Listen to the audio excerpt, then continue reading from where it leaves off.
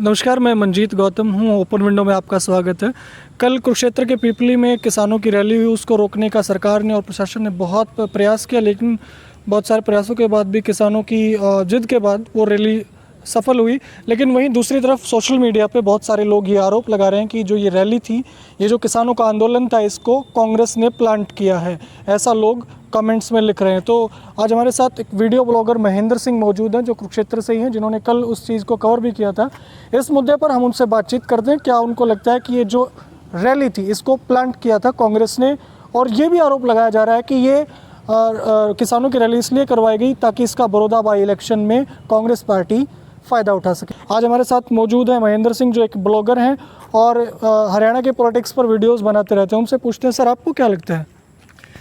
देखिए मंजीत, बहुत सारे नहीं, कुछ लोग हैं ऐसे, और दो तरह के ख़ास तौर पे लोग हैं। एक बीजेपी के आईटी सेल टाइप के लोग हैं, एक जेजेपी के आईटी सेल टाइप के लोग हैं, और एक तरह से जो मेरी राजनीतिक और जो आम समझ ये कहती है कि सच में ही ये लोग बीजेपी के भी वर्कर नहीं हैं। आईटी सेल को मैं और आप समझते हैं गांव का जो अनपढ़ है, मतलब जो लोग समझ नहीं पा रहे, इंटरनेट के ऊपर जो हाँ, मतलब इन लोगों के लिए काम करते हैं, ठीक है ना, वो लोग हैं। लेकिन जो मेरी समझ ये कहती है कि ये शायद बीजेपी या जेजेपी के भी असली वर्कर नहीं हैं। ये एक तरह से कांग्रेस के लिए काम कर रहे हैं। ये मोटी मोटी समझ है कि इतने बड़े आंदोलन को, इतनी बड़ी सेंटिमेंट को आप परोस के कांग्रेस को दे रहे हैं। तो इससे कहने क्यों कांग्रेस को ही फायदा होने वाला है?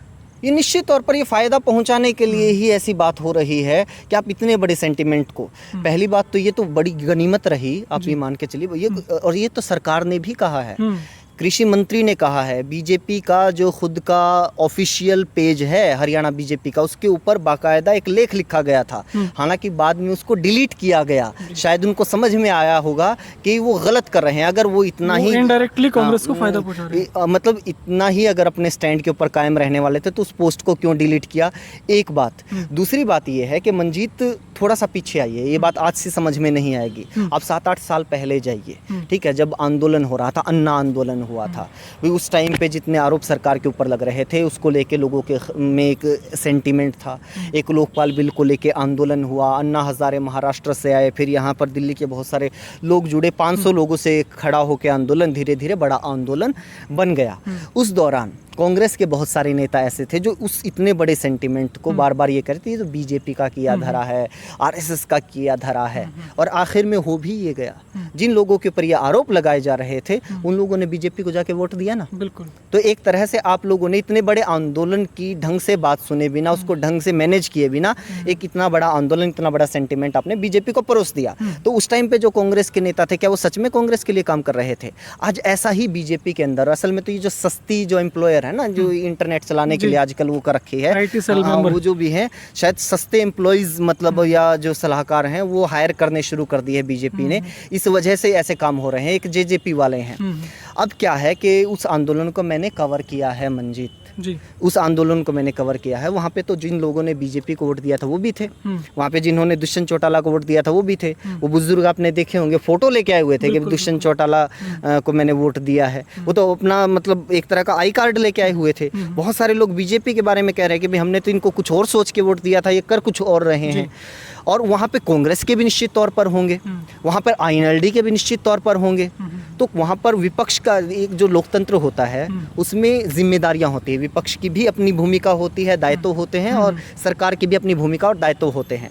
जब कुछ लोग सरकार से नाराज़ होते हैं या सरकार के सताए होते हैं, तो विपक्ष की जिम्मेदारी बनती है, ये मैंडेटरी है विपक्ष के लिए कि उनके साथ जाके खड़े हों, आंदोलन में उनके साथ खड़े हों। ठीक है। अगर विपक्ष ऐसा नहीं करता है तो वो गुनहगार है, लेकिन अगर विपक्ष ऐसा कर रहा है तो ये जायज़ है, ये सेलिब्रेट करने की चीज़ है। अगर कांग्रेस आईएनएलडी के वहाँ पर वर्कर जाके नारे लगा रहे हैं तो ये सेलिब्रेट करने वाली चीज़ है, ये आरोप लगाने वाली चीज़ नहीं है। और जो बीजेपी के सस्ते वर्कर हैं या फिर बिना राजनीतिक दिमाग के लोग हैं, वो लोग इतने बड़े सेंटिमेंट को परोस के दे रहे हैं कांग्रेस को। उसके अलावा ये तो उससे पहले आप आ जाइए, जो युवाओं का आंदोलन चल रहा है लगातार बेरोजगारी को लेके, इन्होंने तो उसको भी कह दिया था कि ये भी सारा का सारा कांग्रेस प्रायोजित आयोजित है, मतलब हरियाणा बीजेपी ने कार्टून जारी किया। वो आंदोलन पता है आपको पूरे देश के जवानों का था, वो दूर दक्षिण से लेके दूर उत्तर तक, बिहार, मध्य प्रदेश, गुजरात, सारे प्रदेशों का था वो। सबका उसको हरियाणा बीजेपी ने कहा कि ये तो सिर्फ भूपेंद्र सिंह हुड्डा, दीपेंद्र हुड्डा, कुमारी सैलजा, रणदीप सुरजेवाला और श्वेता ढुल जो कि मतलब इन नौकरियों के लिए काम कर रही हैं, युवाओं की आवाज़ उठाती, उनको भी इसी कतार में खड़ा कर दिया। मतलब ये बेशर्मी, मतलब निम्न स्तर है ये किसी भी आदमी की सोच का, उनको भी इस कतार में खड़ा कर दिया। तो ये कितना बड़ा सेंटिमेंट उन्होंने कह दिया कि ये तो सिर्फ इनका करवाया हुआ है, वो भी आप परोस के दे रहे हो। कल से सोशल मीडिया पे एक फ़ोटो वायरल हो रही है एक बुज़ुर्ग आदमी की। वो एक फ़ोटो दिखा रहे हैं जिसमें वो दुष्यंत सिंह चौटाला के साथ हैं। कम से कम वो बुज़ुर्ग तो ऐसे नहीं हो सकते जो एक प्लांटेड आंदोलन में आके कांग्रेस के लिए काम कर रहे हैं। वो कह रहे हैं कि दुष्यंत चौटाला के साथ मैंने काम किया।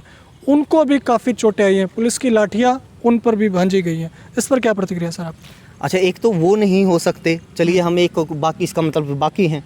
बात मंजीत मुद्दा है ही नहीं कि ये कांग्रेस का किया हुआ है, INLD का किया हुआ है, किसानों का किया, लेकिन ये मुद्दा लग रहा है हाँ। 3 अध्यादेश। गुरनाम सिंह चढ़ूनी इस आंदोलन का नेतृत्व कर रहे हैं ना, उन्होंने इलेक्शन भी लड़ा था, लोगों ने वोट नहीं दिए उनको, लेकिन क्या इतने लोग उनके कहने से आ गए?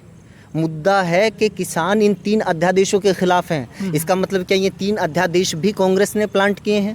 कांग्रेस ने कहा है कि इसी कोरोना काल के दौरान जब ना संसद बैठी है, ना विधानसभा में चर्चा हो रही है, ना किसानों से चर्चा कर रहे हैं, आपने किस मजबूरी में, किस जल्दबाजी में 3 अध्यादेश लाए? बिल्कुल, ये क्या जल्दबाजी है? ये उन लोगों के लिए एक लॉजिकल जवाब है जो कमेंट्स में लिखते हैं कि ये जो है आंदोलन कांग्रेस ने प्लांट किया था। क्या कांग्रेस ने उन 3 अध्यादेशों को जारी करने की या लागू करने की सरकार से डिमांड की थी?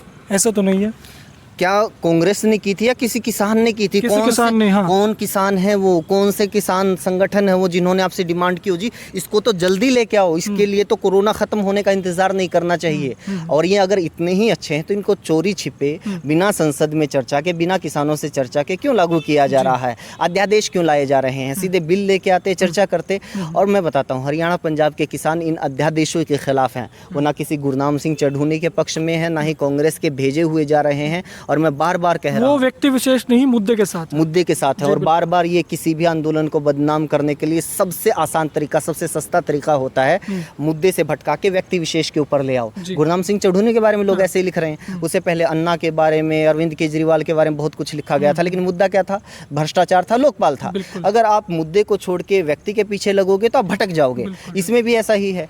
मंजीत, आज आप किसी बेरोजगारी को लेके मुहिम शुरू करो, और मंजीत बेरोजगारी को छोड़ के मैं आप में कमियां गिनवाने लग जाऊं कि मंजीत तो शराब पीता है, मंजीत तो लड़कीबाज है, मंजीत तो मतलब किसी की सुनता नहीं है, बदतमीज़ है, इसकी तो घर पे लड़ाई हो रही है, इसने भाई मंजीत मुद्दा नहीं है। मंजीत ये कह रहा है कि ये बेरोजगारी का मुद्दा है या नहीं है, इस पे आवाज़ उठनी चाहिए या नहीं उठनी चाहिए। मंजीत क्या है? मुद्दा है ये 3 अध्यादेश, क्या ये किसानों के हक में है? या तो ये साबित करो ये कि किसानों के हक में है, करके दिखाओ ये साबित। जो 3 ऑर्डिनेंस हैं करके दिखाओ कि ये मंडियों को ख़त्म करने वाले और MSP को धराशाही करने वाले जो कदम उठाए जा रहे हैं ये किसानों के हित में है, करके दिखाओ साबित। किसान आंदोलन की सबसे अच्छी बात क्या है मंजीत, कि जो मतलब आखिरी पंक्ति में खड़ा हुआ जो किसान होता है ना, जो मतलब जिसको सबसे अनपढ़ भी कहा जा सकता है, आप उससे बात करके देख लीजिए। जो नीति निर्धारक अधिकारी और मंत्रियों से ज़्यादा समझ वो खेती के बारे में रखता है और सरकार की नीतियों के बारे में रखता है। वो हर सरकार को गाली देता हुआ मिलेगा और बताएगा कि देखिए हमारी इतनी लागत है, यहाँ हम लोग मर रहे हैं और हमें बदले में ये मिल रहा है। वो समझता है भाई साहब इन बातों को।